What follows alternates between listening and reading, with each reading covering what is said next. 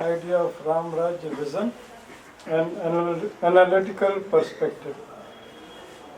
When we look at the idea of Rajya or vision of Rajya, we find ancient times, Valmiki's Ramayana, then medieval times, Tulsi Das, and the modern times, Mahatma Gandhi. So that is the kind of a linkage. But when we want to link it to the 21st century, then we have to understand that there are three contemporary world views or three visions of the world. And what are these three visions? The first one is a pure materialistic approach to life. What gets translated in terms of the economic vision of life. So that is one perspective of life. Second is the humanist materialist. You are materialist, but still you are a humanist.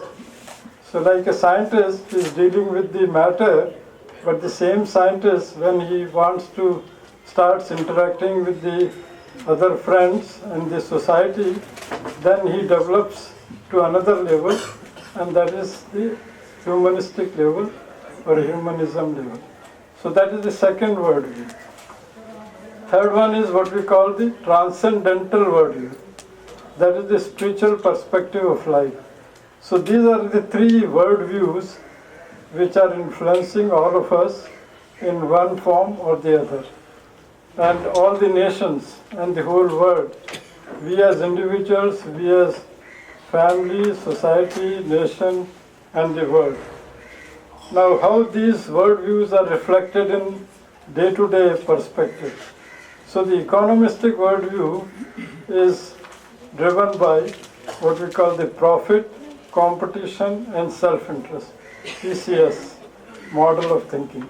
In fact, today's generation is driven by this PCS. You want to make money, money, and money, and your whole concentration is on that part. As a student of management, we learned this only at the IIMs, how to make more money. So the profit, competition, and self-interest. But then there is another worldview, which is the humanist materialist, that okay, profit is important, but at the same time, human relationships are important. Society is important. So therefore, the focus on what we call the justice, rights, and duties. The JRD concept of the human life. And the third one is the transcendental approach. I also call it hope. Hope here stands for higher order purpose of existence. So what is the higher order purpose of existence? Why are we existing on this earth or in this society? So we need to ask this question of what is our hope? What is our higher order purpose of existence? And that is reflected in terms of the three values, the love, compassion, and devotion, LCD.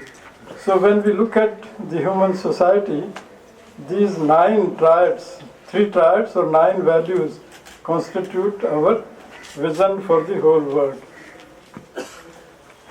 So economistic worldview is also reflected by what we call a transactional approach to relationship. So everything is like market, everything is bazaar, everything is trade. So your mindset is thinking only in those terms. Your mindset is always thinking in terms of cost and benefit, and you do not go beyond that idea of cost and benefit. This humanist materialist worldview means a transformational approach to human society. So the first one I call it T1, transactional. Second one is T2, the transformational. So you transform the society, create good relationships, create harmony in the society. And the third one is the transcendental or the spiritualistic worldview. So I call it as T3. So we have this T1, T2, and T3. So when we look at the idea of Ramraj, now T1 is also reflected in terms of what we call the capitalism. And T2 is also reflected in terms of broadly, in terms of what we call socialism. And as we all know, these two ideologies have been dominating the human thinking over last 150 years or so.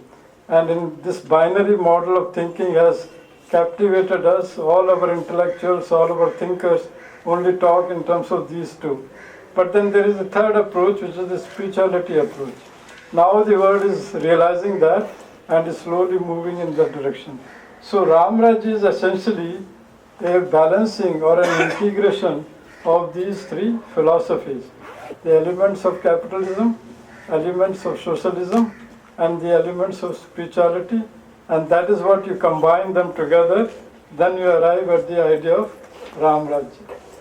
So this I call it in terms of the three key elements, PJP, prosperity, justice and peace. The economistic worldview leads us to prosperity. The humanist materialist worldview leads us to justice. And the third, the love, compassion, devotion or the spiritual worldview leads us to peace. So prosperity, justice and peace. Now that is the vision for the whole world. That is the vision not only for India, but for all nations of the world, where we find an integration of the T1, T2, T3. That is why I call it as T1 plus T2 plus T3. So that is the new vision for the whole world. Now, so what is the new meaning of the Ram Rajya? The new meaning, as I already mentioned, is achieve a balance in terms of prosperity, justice, peace. For prosperity, you need the PCS, profit, competition, self-interest. So I'm not saying that don't teach this to our students. That is important because that is a survival requirement. But then you go to the next requirement. Beyond the survival, you go to the level of the growth. And that is growth means the society is growing, not only you as individual. And then you go to the third level, which is the progress. So growth, development and progress, all the three should go together. So which means the third one is the will lead to peace, which is the representing the progress of the society. So is there any example of the Ram Rajya in India today? I do not know when anybody has visited a place known as Orcha. Anybody in the audience? Okay, so if you have visited Orcha, then you will find a phrase written there, Ram Raja Ki Sarkar. Even today, that particular town is driven by the philosophy of Rama. And Orcha is very close to my hometown, which is Jhansi. It's only 10 kilometers. You are from there? From Jhansi? Okay, very nice. So, since childhood, I have been visiting that place, and that's why now, after so many years, I am able to integrate that idea with the broader idea of Ram Rajya vision. So, Ram Rajya is essentially what I call the sacro-civic society, creating a sacro-civic society. Our constitution is based only on the civic side of the secular side or the civic side of the human existence. It ignores the sacro side, and that is the problem why we land up into so many problems in the Indian society. And so Ram represents the sacro dimension or the sattvic dimension, and Rajya represents the civic dimension. So when we combine the two, Ram Rajya, that means a sacro-civic society. Now that's a new vision for the whole world, because Western model is only a civic society model. The sacro dimension is missing. You will not find this phrase, sacro-civic society, anywhere. I conceptualized this in 1997. I have been propagating this idea all over the world. So what we need today is this combination of the sacro and the civic. Professor S.K. Chakravarti, who was at IIM Calcutta, he coined this phrase sacro-civic symbiosis. And I took it further and extended it to the idea of the society and connected it with the idea of Ram Rajya. So Ram Rajya in the corporate context, what is the meaning of that? I'm coming from management side. So what does it mean for the corporate? Corporate context means it is spiritually driven corporation. That means the CEO and the employees are driven by higher order purpose of existence. They are not only concerned with the profit, but also by the society and the ecological environment. That means today the management thinkers are accepting that. They call it as profit, people, planet. So profit and people means the CSR and planet means the ecological side. So corporations, second is corporations driven by what we call divine democratic leadership, not just the democratic leadership, but the divine democratic leadership. I will explain that a little further. And increase in synergy and reduction of what we call negargy. The negargy means negative energy. So the moment you try to increase synergy, today we find that there is so much of negative energy in the whole world. So there is a need for creating a transformation, and that transformation from negargy to synergy, that can come only if we implement the idea of Ramraj vision. Now here is what I call the divine democratic leadership, or the Ram model of leadership. Now on the x-axis, if you see, the authoritarian approach and the democratic approach to management and leadership. But on the y-axis you have the demonic approach and the divine-like approach. So now you get a quadrant, 4 styles of leadership. The quadrant number 1 is the democratic and divine-like leadership. So there are some examples, like Gandhiji himself was a great example of this idea. Then you have the authoritarian and divine-like. Again, there are some examples from the Indian history. Maybe we can consider Ashoka and some others like that, who were divine-like and but authoritarian. You have authoritarian and demonic type. Now I think there are many examples. But not name. Okay, at least one name we can give, and that is the Hitler, which is a very publicly known name. But there are many examples, even in the corporate world. Students come across bosses who belong to that category. And then there is a fourth one, which is democratic and demonic. Again, I don't have to mention that because many politicians of today fall in that category. So what is required? What is required is shift from all these 3 quadrants to the divine democratic context. And divine democratic also, or Ramrajya also represents what I call the SR model of thinking. S is for Sattvic, R is for Rajasic. So it's a combination of the Sattvic and Rajasic. In case you are familiar with Indian thought, then there are 3 gunas, 3 kinds of qualities of nature. The Tamasic, Rajasic and Sattvic. So Tamasic is violence, Rajasic is vibrance, and Sattvic is silence. So violent energy, vibrant energy, and the silent energy. So early morning when you get up at 4 o'clock, what kind of energy we experience? We experience the silent energy. And then by 9 o'clock when you are rushing to the conferences, to the office and this and that, so what kind of energy we experience? Rajasic energy, vibrance energy. And by afternoon when bosses are fighting, subordinates are fighting, everybody is fighting with each other and shouting at each other, what kind of energy? Tamasic. So within a day, we experience all the 3 kinds of energies. And therefore, we need to create a transformation from Tamasic to Sattvic, from Nagarji to Synergy. So that is the idea. Now what should corporates do? The corporates or any institutions of the nation, including the government, has to develop divine democratic leadership. Now imagine what will happen to India if all the politicians are in that category of divine democratic leadership. You can just imagine, the whole world will get transformed.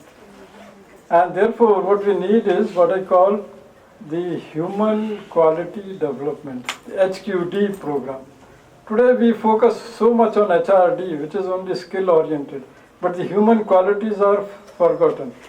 So we need to develop the human qualities in all employees, in the managers and in the CEOs. Then it will be possible to achieve this vision. So finally, the essence of Rajya, I classify it in terms of 3 dimensions. The first is the eco-sattvic view of vision of life. So eco-sattvic vision of life. So we need to project that idea of the eco-sattvic vision of life. Eco here means ecological side, environmental side. And sattvic you already understand, the synergy. So once we combine this, we get a new vision of life. Second is the sacro-civic view of society, I already mentioned. That means the SR model of thinking. The sattvic, rajasic qualities should dominate in the society, in the organizations, and in the governance and management and leadership. And for example, the idea of Shubh Labh in our tradition is representing that idea of the sacro-civic. Shubh is sacro, and Labh is like this equivalent of civic. So that is in the corporate context. And the third one is the divine, democratic, or the sattvic view of leadership. So once we combine these 3 things, then you can really establish the Rajya. Now if we come to today's context, is there any phrase which captures the idea of Rajya? Has there anybody given a popular phrase? Yeah, correct. That is, yeah, Dehik, Devik, Bhautik, that is okay. Physical, mental and spiritual balance or combinations. But in my opinion, the Sabka Saath, Sabka Vikas and Sabka Vishwas. Now that is a very popular way of expressing the idea of Ramraj. Even our Prime Minister has not linked it with the Ramraj. But when I was working on this and when I was looking at the analytical side of the Ramraj, then I found, okay, this is the phrase which in a very popular way defines the future vision of the Ramraj. To what extent we are able to achieve Sabka Saath, Sabka Vikas and Sabka Vishwas is a question. Because there is always a gap between what is known as ideal and the real. There is always an ideal and there is always a real. For example, we teach our students to compete because there is a reality out there. So everybody is competing with others. But if we change the definition of competition, that instead of competing with others, you start competing with self. Okay, then automatically you will excel, like in the Olympic players. So the moment you excel, you are number 1, or you have a very bright chance of reaching the number 1. So that is how we need to redefine certain things. Like for example, in the Ramayana, the idea of dand is redefined. Danda is not punishment, but danda is the support staff that, danda of the sadhus and the saints and the sages. So that is how the idea of, in the Ramraj idea, the old concepts were redefined. So again today we need to redefine these concepts. So I think with this, I'm happy to conclude, and in case you are more interested, you can refer to my book, Management in New Age, Western Windows, Eastern Doors. That is the, thank you very much.